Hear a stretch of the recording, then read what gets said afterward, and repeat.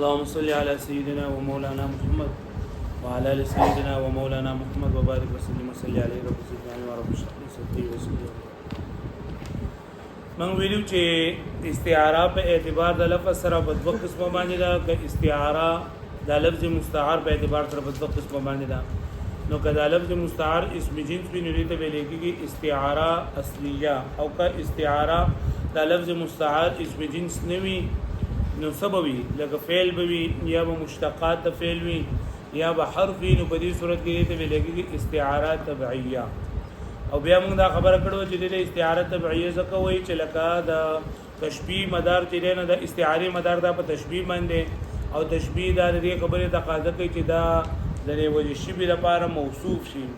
او یا د یو څه چې دا کې دا مشبہ مشبہ به دوانه بده کې یو څه دوانه بږي یو ځای او په فعل کې او په مشتقات د فعل کې څومره زمانه وي او زمانه دا متجدد کیږي او د موصوف د لپاره امور متقرره پکار دي یا په یو ځای باندې ولاړی پای کې تجدد نه وي ندی وجنا پدې کې دا نه مونږ دي دا موصوف نه راځي چې موصوف نه راځي نو پدې کې به استعاره اصلي نه بلکې تبعیه وي بیا ویلو چې پدې کې بعض څه لګتا چې دا خبره کړې ده چې په کم سیس کې امور متقرره نشته یعنی فعل او مشتقات د فعل نو به امور متقرره چې نه ته دا موصوف نشي واقع کړي دا خبره صحیح نه ده دغه هاذا زمان صعب بری کې زمان چې دا زمانه ده او دا موصوف جوړ شوی دی حرکت بدیعه او حرکت سریعه کې حرکت ده او حرکت دا متجدد ده او بیا هم چې دا موصوف جوړ شوی دی او بل دا یو خدا خبره شوله او دیم دا چې علماء کرامو تصریح کړي دي چې کله اسم فاعل استعمال شي اسم مفعول استعمال شي اسم ظرف استعمال شي نو بدی کې مراد دغه مشتقات او مراد نن دا صفات وي دغه اسم زمان او اسم مکان او اسم اله دا نه مراد نو چې دغه صفات په مراد صفات خدا نه مگر مصدر وي نو په مصدر کې استعاره اصلیه وي نو په کار دا چې بدی کې استعاره اصلیه رااله او کته په دې ته ګوري چې را زمانه په موجوده ده نو دغه زمانه چې دا غلغه بدای کې موجوده ده په مصدر کې موجوده ده ځکه مصدر په حدثي معنی باندې دلالت کوي مصدر په حدثي معنی باندې دلالت کوي او حدوث نه په دې کې زمانه وي نو بیا په کار چې په مصدر کې ته استعاره تبعیه وګڼي نو په مصدر کې استعاره اصلي غني او پای کې استعاره تبعیه غني خو شو او بل چې دی چې دغه مرقد فلان هذا مرقد فلان مرقد فلان دلته کې دا مرقد چې مرقد فلان نه دا خو موصوف جوړ شوی دی یا هذا مقتل فلان دا جوړ شوی دی هغه زیته ویل کې په کم ځای کې چې لګا د قبل پوښوي یا لکه پدې کې د مرقد فلان پدې کې راه ځکه چې پای کې رقات بږي یعنی قبرونه بږي او مقتل فلان دا ځکه چې پای قتل کېږي نو پدې کې مصدر والا معنی نو پکاره دي استعاره نو موږ دې ته د استعاره تبعیه ته کوی چې اصل کې د استعاره چې لکنه نو پدې کې اهم سیس پدې مشتقاتو کې هغه مصدر وي نو لاول د استعاره په مصدر کې ثابت شي بیا د استعاره د مصدر نو ورستو پر افعال کې یا پر مشتقاتو کې د استعمالي کې چونکه پدې کې په دویم نمبر باندې استعاره راځي نو ځکه د استعاره تبعیه ویل کېږي واښو به باندې او کدی کې پر لاول پکې د مصدر او بیا پکې د ورستو پکې د اسم زمان او اسم مکان او د دې پکې خیال نه ساتل کېږي نو بیا به د اسم ظرف او اسم اله به نه استعمال ولا بلکې دې په دې به نور الفاظ استعمال ولا دې باندې پوښوي بیا دا خبره کړو چې فتشبيه فی الاولین الفعل وما يشتق منه لمعنى المصدر وفي الثالث الحرف المتعلق دغه بیا ځل چې لکه په دې لدینه دا خبره معلومه شولا چې په دې اولنو کې یعنی فعل او په مشتق د فعل چې کوم دی په مشتقات د فعل کې په فعل او په مشتقات د فعل کې دا تشبیه نن دا معنا د مصدر دا او په دې دریم کې متعلقات د معنا دي متعلق د معنا وز د حروف د متعلق نه څه مطلب دی یو دا علامه سکاکی رحمت الله علیه د صاحب المفتاح مسلک ته او یو د مصنف مسلک ته نو مصنف رحمت الله علیه وای چې د دینه مطلب او د متعلقات د فعل نه مطلب هغه سیس ته په کم باندې چې دا حرف جر د حرف داخل شي لکه فی زید فی نعمت نو بدی کې وای دا نعمتین نه مصنف وای چې بدی کې دا نعمتین چې دا متعلق د معنا ده او علامه سکاکی رحمت الله علیه هغه دا خبره نه کوي او دا شارح دته د علامه سکاکی د مذهب وخت نو دی وایي چې دا زید فی نعمتین کې دا نعمتین دا متعلق را وستل دا صحیح نه دي. نو علامه سکاکی رحمت الله علیه وایي چې د متعلقات د فعل مطلب سره نو وایي چې بدیګ علماء اختلاف ته یعنی کم چې د فعل دا معنی دی کنه چې موږ وایو او فی چې د ظرفیت لپاره راځي او علی د استعلاء لپاره راځي او من چې د ابتدایي غیر لپاره راځي الی د انتهایی غیر لپاره راځي نو دا خو د دې حروف معنی نه دي دا د حروف معنی نه دي د حروف معنی څنګه نه دي چې معنا کله دې موجوده وي نو بیا به دې ته حرف نه ویل کېدو دې ته بیا اسم ویل کېدو ځکه په اسم او په حرف کې دا فرق دی چې اسم په خپل معنا مستقل باندې دلالت کوي او حرف ته حرف ته کوي چې دا په خپل معنا مستقل باندې دلالت نه کوي نو کدا ته د حروف معنی وګڼي چې دا د اله معنی ابتدا او غایه دا د فی معنی چې دا ظرفیت تا نو بیا به دا حروف به حروف نشي بلکې څه بشي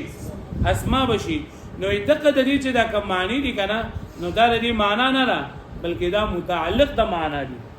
بلکې دا سری متعلق د معنا دي نو یو د دې عام معنی یو خاص معنی لکه ظرفیت عام او ابتداء عام او غایت عام خو چې کله دا په چا باندې داخل شي کله چې دا په چا باندې داخل شي نو بیا خاص معنی ور کوي لکه مطلب فی اس عام مطلق د ظرفیت عام د پر راځي او چې ته المال فی الکیس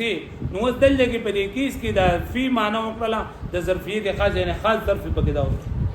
پوه شئ یا لکه من چې دا د ابتدا لپاره راځي د عام ابتدا لپاره د عام ابتدا لپاره او د سرت من البصرتی نو دل کې وځ د ابتدای خاص لپاره دا راغی پوه شئ معنی نه په هر ځای کې چې دای نو چې کله دا حروف په یو فعل باندې په یو اسم باندې داخل شي نو په دې کې هغه کلی معنی جزئی معنی ته جندا مستلزم شي لکه دلته وته دین د جزئی معنی واخلي یعنی خاص معنی واخلي او کلی معنی لره جندا مستلزم دي لکه څنګه چې خاص معنی هغه عام لره مستلزم وي پوه شو مې معنی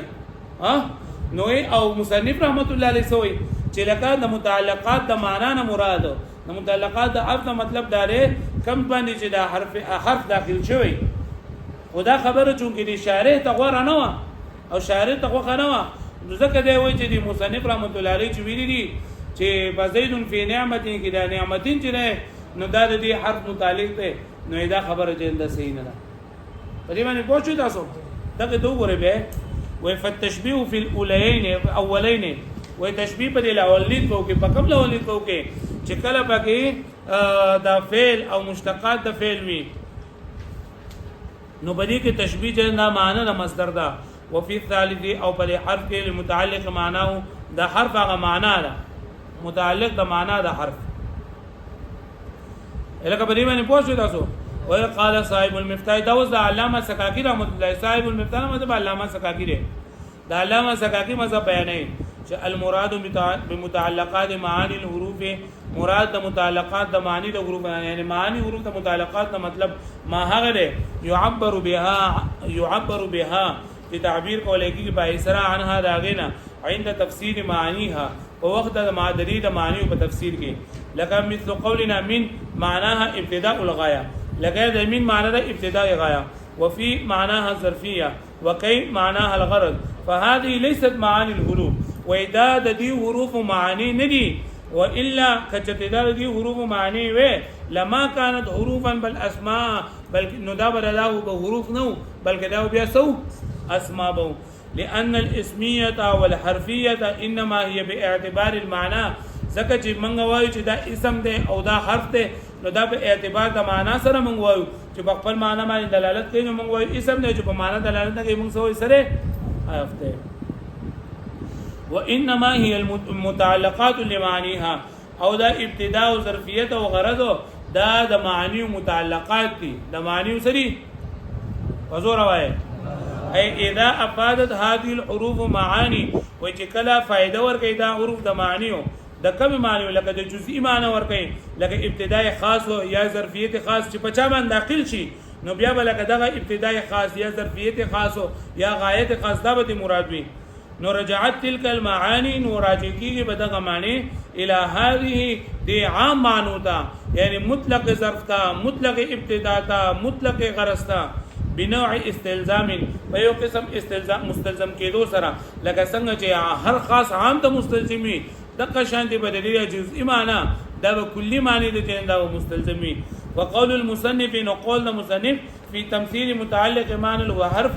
چې د مثال ذکر کړی دی د حرف د معنی د متعلق چاغه یې کل مجرور فی زید فی نعمت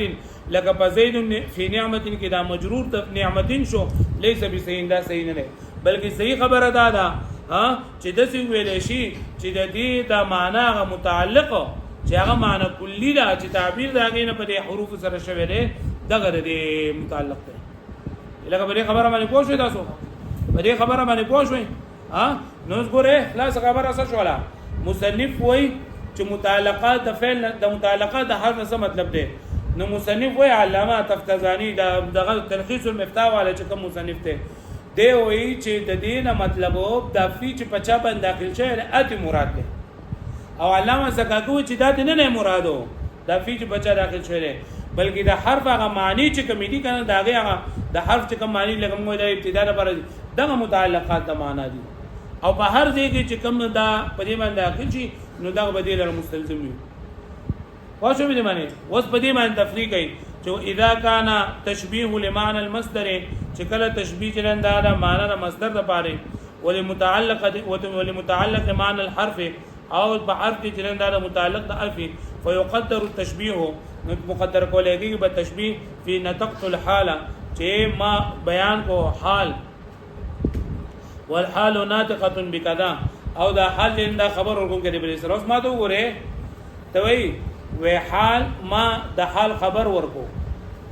او ما حال جنن دا خبر ورکوم کې بل سره لاولې مثال نطقت الحاله پدې کې دلګي دا فعل ذکر شوی دی او الحال ناطقه کې مشتقات فعل اسم فاعل ذکر شوی دی او نو دل دې ګوره دا دلالت حال دې مشبہ وګرځولا دلالت حال د دې تشبیه ورکړه او د نطق چې نه کنه دا نطق د ناطق د مشبہ به وګرځو لکه حال په دې سره خبرو کوو حال خبري کولای شي حال خبري کولای شي حال خبري نشي کولای او دا حال مشبہ وګرځو او د ناطق غ نطق د مشبہ به وګرځو او وجه شبه به سره دلته مګي دا معنا واضح کول او واضح درسول لکه څنګه چې دا جبې په ذریعہ سره سره خبره وکي هغه د مخاطب ذهن ته ورسي دغه شان دي دا حالت بیانولو دا حالت په ذریعہ سره هم دا چې انسان ما دا حال ولو د دې په ذریعہ هم دا خبره در ذهن ته ورسي نو اس کتبه کې دې د ګوري چیرې دا د دلته کې استعاره د نطق استعاره چې دا اغستل شوی دا نو دا به استعاره اصلي او کدی ته به ګوري چیرې دا لول پر نطق شو او بیا راغی نو رسو دا فعل او مشتقات د فعل نو بیا به استعاره سوي استعاره تبعیه وي پوه شئ نو چې په دې کې کله د استعاره خیال وساتي د تشبیه خیال پکې وساتي جدا بږي او کتبه کې د خیالونه ساتي او د څه وي چې دا نطق لازم دی دلالت لاله نطق لازم دی سره مطلب دا چې تا خبره وکړې دا چې کوم خبره کوي دا په یوسف باندې دلالت پکې کنه لکه ته چې زه وګې شوې ما نو دا په دې خبره باندې دلالت کوي چې ته وګې ته زه ته کې شې نو دا نطق چې دا لازم دی د دې سره سو دلالت نو کتب دلالت لزوم دا معنی پکې وګوره د تشبیه پکې خیالونه ساتي یعنی دوه خبرې دي یا پکې د دې څه وی چې لکه دا حالت دا مشبہ وګرځي او دا نطق د ناطق دا مشبہ د تشبیه خیال پکې وساتو نو دا مشبہ به استعاره شولا او کتبه کې د لزوم خیال وساتي چې د نطق د پاره دلالت نه لازم دي نو بیا بدل مجاز مرسل د علاقون علاقه شي ځکه چې لازم بول کر ملزوم مراد لینا خو شو ویل باندې او اذا دا خبره ذکر دي چې یو لفظ په یو اعتبار سره استعاره او په بل اعتبار سره مجاز مرسل جندا ګرځي دي وانه شو ویل باندې فيقدر التشبيه ومقدر کولېږي به تشبيه في نطقت الحال فنطقت الحال دا مثال لرفعل نطقت لګي ذکر کړل والحال ناطقه بكذا حال خبر ورکوږي به سره دلګي ناطقه مشتق ذکر کړل لدلاله بالنطق چې دا دلالت کوي په نطق باندې اي يجعل دلاله الحال مشبها اي ګرځول شوی دی دلاله الحال مشبه یعنی په حال باندې اساس دلالت کوي مشبه ونطق الناطق مشبه به او نطق الناطق مشبه به ووجه الشبه ايضاح المعنى وايصال الى الذهن چې معنا واضح کول او د دې ذهن ته رسیدل ثم يستعار للدلاله بیا استعاره کله شوی دی د دلالت لپاره لفظ د نطق یعنی الاول لفظ د نطق غستل شوی دی مصدر او بیا مشتق شوی دی نطق نه المستعار ما یعنی هغه مستعار کوم چې استعاره کله شوی دی فعل یا صفته نو کدی ته ګوري چې الاول د استعاره په نطق کوا نو دا به استعاره څه شي اصليه او کدی ته ګوري چې بیا په فعل او په شبه فعل کې شو نو سبب شي فتكون الاستعاره في المصدر اصليه نو استعاره په مصدر کې راځه شولا اصليه شولا وفي الفعل وصفه تبعيه واښو ویلې معنی ځکه چې په مصدر کې اول ثابت ده او په دې دای کې په صفت کې او په فعل کې په دویم د سره تاخر سره ثابت ده وان اطلق النطق دا اوس دویمه توجیه ذکر کوي د دې چې لکه دلته کې پکې د تشبیه پکې د رعایت ونه ساتي د علاقه د تشبیه پکې رعایت ونه ساتي وان اطلق النطق على الدلاله او اطلاق د نطق شي په دلاله باندې لا به اعتبار تشبیه په اعتبار د تشبیه سره نو بل به اعتبار بلکې په دې اعتبار سره ان الدلاله لازمه له چې دا دلالت لازم دی لپاره يكون مجازا مرسلا دا و مجاز مرسل وي ځکه چې علاقه تشبیه نه لاو کې بل علاقه ده وقد عرفت او تا دا خبره معلومه شوی ده انه لا امتناع چې ممتنع نه ده خبره في ان يكون اللفظ الواحد چې وی دا لفظ واحد بالنسبه الى المعنى الواحد استعاره ونسبت کول سره یو معنی د استعاره او مجازا مرسلا او مجاز مرسل به اعتبار د دوه علاقو سره یعنی په یو کې کده علاقه د تشبیه په رعایت ساتي جدا استعاره شول او علاقه د تشبیه په رعایت نه ساتي بلکې د لزوم د دې په رعایت ساتي جدا بیا مجاز مرسل شو واښو به باندې بل بس وې ما